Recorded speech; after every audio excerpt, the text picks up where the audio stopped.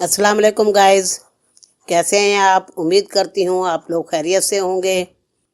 आज मैं आपको बताऊंगी पहाड़ी इलाके में रहने वालों की ज़िंदगी के हालात के मुतालिक, और ये बहुत अच्छी और ख़तरनाक कहानी है। वीडियो को पूरा देखा करें ताकि आपको सही तरह से स्टोरी का पता चले कि ये इसके में क्या हुआ, कैसे हुआ। अपने बच्चों को भी दिखाएं ये चैनल। हमारे पहाड़ी इलाकों में एक पहाड़ों के दरमियान में एक खूबसूरत और कुदरती नज़ारों से भरा हुआ पुरसकून गांव था। इस गांव के लोग सख्त मौसमों और पहाड़ी ज़िंदगी के चैलेंजेस का सामना भी करते थे। गांव में एक लड़का था जिसका नाम था जिब्रान। जिब्रान बहुत बहादुर और हौसलामंद था।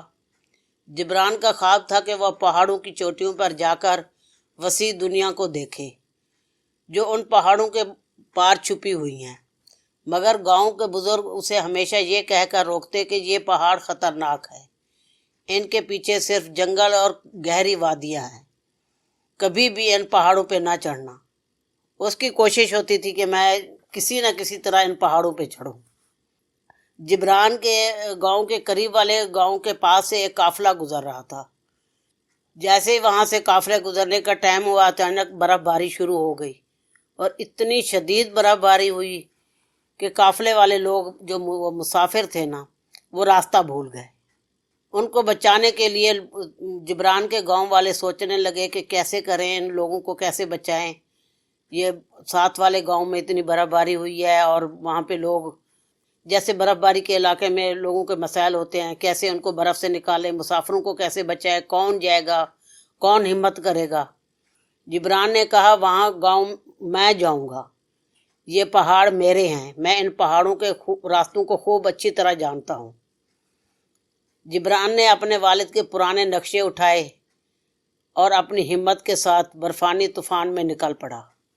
रास्ते में उसे गहरी खाइयाँ और बर्फानी तोदों और हवाओं का सामना करना पड़ा, लेकिन उसने हिम्मत की और इन चीज़ों का मुकाबला किया और उसने सोचा कि मैं ज़रूर इन लोगों को बचाऊंगा।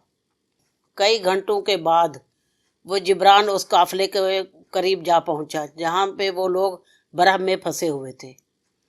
वो थके हुए थे और भूखे सर्दी से कांप रहे थे। कुछ की तो हालत बहुत ज़्यादा ख़राब थी, लेकिन जिब्रान ने उन्हें हौसला दिया और उन्हें एक सही रास्ते पर निकाल कर ले आया और उन लोगों को बर्फ़ से निकाल कर अपने गांव ले आया। जब वो सब लोग जिब्रान के गांव पहुंचे तो उन लोगों ने जिब्रान की बहादुरी को सराहा। जिब्रान के गांव के बुजुर्गों ने भी मान लिया कि जिब्रान बहुत बहादुर है और ख़तरात से खेल सकता है। उसके बाद गांव वाले जिब्रान को पहाड़ों का हीरो कहने लगे। बल्कि सिर्फ जिब्रान के गांव वाले नहीं, बल्कि आसपास के गांव वाले भी जिब्रान को पहाड़ों का हीरो कहते थे।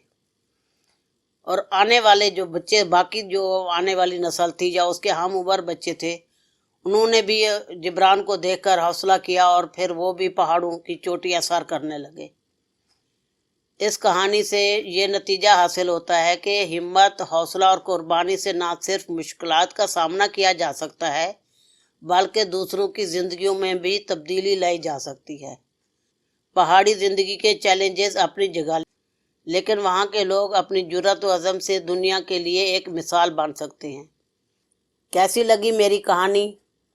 उम्मीद करती हूँ कि आपको वीडियो पसंद आई होगी। अगर वीडियो पसंद आई है तो इसको लाइक करें, मेरे चैनल को सब्सक्राइब करें। फिर मिलेंगे एक नई कहानी के साथ, नई वीडियो के साथ। अल्लाह हाफिज़।